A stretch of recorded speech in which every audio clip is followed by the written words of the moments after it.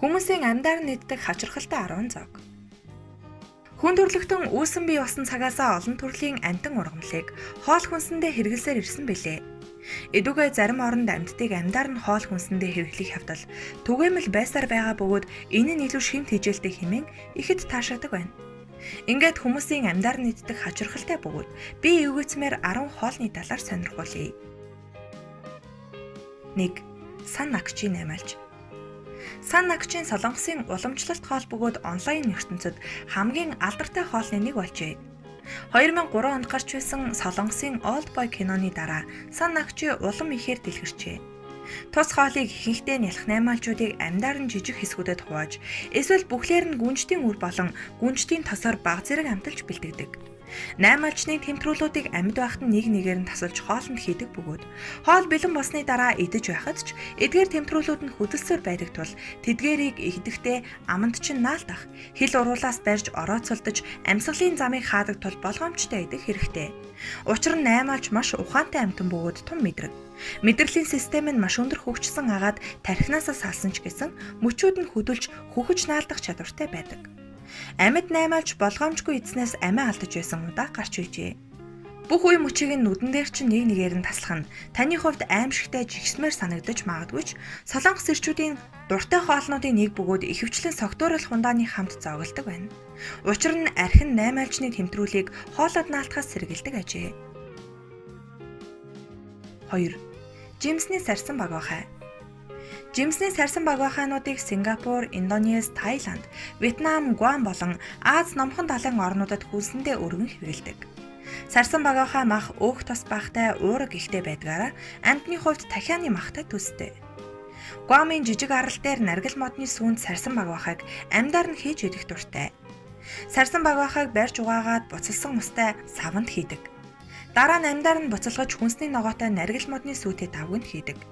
Яс болон шүднээс нь бусдыг нь бүгдийг нь идэж болно. Гэхдээ махнаас нь шээс шифтрийн үнэр гардаг байна. Энэ нь сарсан багвахай доош гарсан байдалтай ихэнх хугацааг өнгөрөөдөгтэй холбоотой. Амьдаар нь шууд бэлтгэдэг учраас шээс болон өтгөн нь биедэн байх боломжтой. Тиймээс угааж сонгон сармас халуун чинжүү хийх эсвэл хооллох явцдаа пиг уснараа тэрхүү таагүй үнэр амтыг бууруулдаг байна. 3. Икизукурэ сашими. Икизукурэ сашимигийн нэг төрөл бөгөөд ямар загсаар хоол хийлгэхээ аквариумд байхад нь үйлчлүүлэгчид сонгож амьдаар нь бэлтгэдэг. Икизукурэ гэдэг нь амьдаар нь бэлтгэх гэсэн Япон үг юм. Япончууд хүнсийг байгальд байдгаар нь шинээр нь идэх дуртай. Сонгосон загсаар захиалагчийн нүдэн дээр хоол хийх бөгөөд загсыг идэх хүртэл амьд байлгахын тулд маш богино хугацаанд хийдэг. Энэ нь нарийн ур чадвар шаардах бөгөөд тогооч загсыг аквариумнаас авч хороохгүйгээр хайрс болон дотор эрхтнийг нь авч хаяна. Загсны ам нь хөдөлж зүрхэн зохисоор байх бөгөөд сашимиг анх идэж байхад эвгүйцмээр сэтгэл төрдөг ажээ. Махыг нь идэж байх үед загас тавхтай мөсөн дээрээс нүдээ бүлтэлцүүлж амаа ангалзуулан таныг харсаар байх болно. 4. Согтуу сам хорхой. Японд бүжгэлдэг сам хорхой Хятадд согтуу сам хорхой нэртэй өвөрмөц зог байдаг. Энэхүү зоогийг Японоос гаралтай гэдэгч үнэн хэрэгтээ Хятадд үүссэн бөгөөд сам хорхойг амьдаар нь иддэг. Согтуу сам хорхой хэд хэдэн онцлогтой. Согтуу сам хорхой хийхэд нас бий гүйцсэн том сам хорхойг ашигладаг бөгөөд нэг аяганд ойролцоогоор 10 орчмыг хийдэг байна.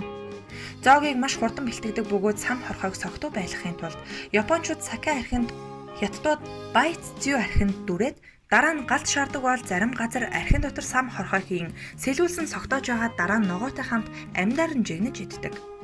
Хэдийгээр жихүүцмэр сонсогдож байж болох ч үнэн хэрэгтээ далайн амьтад шимэгч хорхой ихтэй бөгөөд тухайн амьтан өгөхөд маш хурдан өсөж үрждэг байна. Энэ ч утгаараа амьдаар нь болгодог ажээ. Хоолны 40-60%-ийг архи эзэлдэг бөгөөд амьдаар нь иддэг бусад хоолтой харьцуулахад согтуу сам хорхой хамгийн идэвхтэй хөдөлгөөнтэй байдаг. Тэд аманд орох хүртлээр ийш тийшээ өсчөж тавгнаас үсэрч цухтахыг оролдож байдаг учраас идэхэд баг зэрэг төвөгтэй байдаг. Ингээд түүнийг барьж аван тэмдрүүлийг нь салгаад шууд иддэг байна. 5. Мэлхийгээр хийсэн сашими. Энэхүү этгээд хоол нь Хятад, Вьетнам, Япон зэрэг Азийн орнуудад сонин зүйл биш юм. Энэ зоогийг тусгайлан үржүүлсэн мэлхийгээр бэлтгэх бөгөөд тэдгээрийг амьдаар нь дотрыг нь цэвэрлээд амталж жижиглэж зүсээд тавгална. Хамгийн гол зүйл нь чимэглэл. Зоогоо чимэглэхдээ мэлхийний өөрийн толгоогоор нь чимгэлдэг ажээ. Заримдаа нэмэлтээр цохилж буй зүрхтэй хамт үйлчлэх нь ч бий. Хоолоо хүлээн сууж байх цураа тоогооч хэрхэн мэрэгжлийн аргаар хоол бэлтгэж байгааг харах боломжтой. Гэхдээ анх удаа идэх гэж байгаа бол хоолны дуршлаа алдахгүй тулд хараад хэрэггүй байх. Энэ бүхний дараа зүрхэн цохилж хүлэн хөдөлж байхад идэнэ гэдэг маш хүнд байх нь мэдээж. 6. Арга бэлэг загас. Арга бэлэг загас хэмээх зоог эрсдэс зүйлсийн тэнцвэрийг бэлэгдсэн бөгөөд энэ чутгаараа хоолнд амьд ба үхсэн загсыг ашигладаг байна.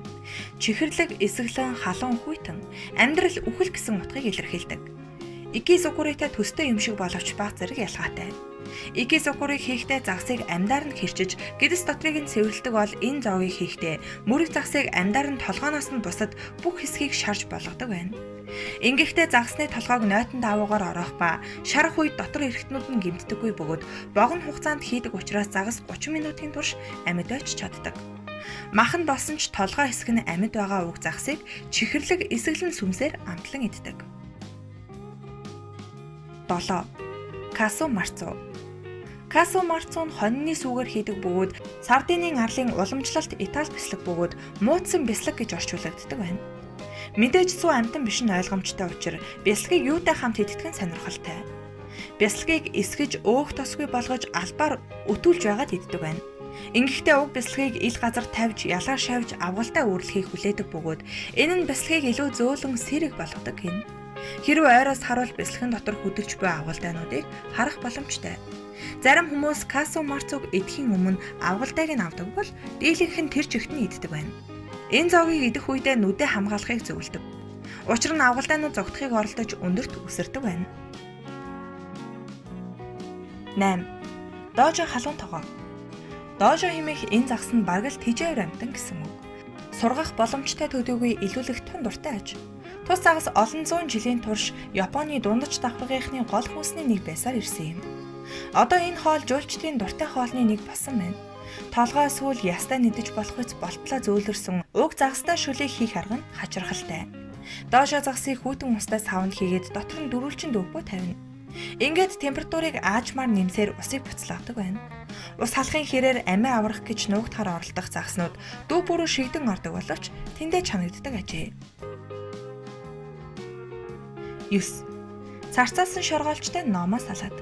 Даан улсын Копенгаген хот дээд зэрэглэлийн Номо ресторанд амьд шоргоолжтой Номо салаатыг идэж болно.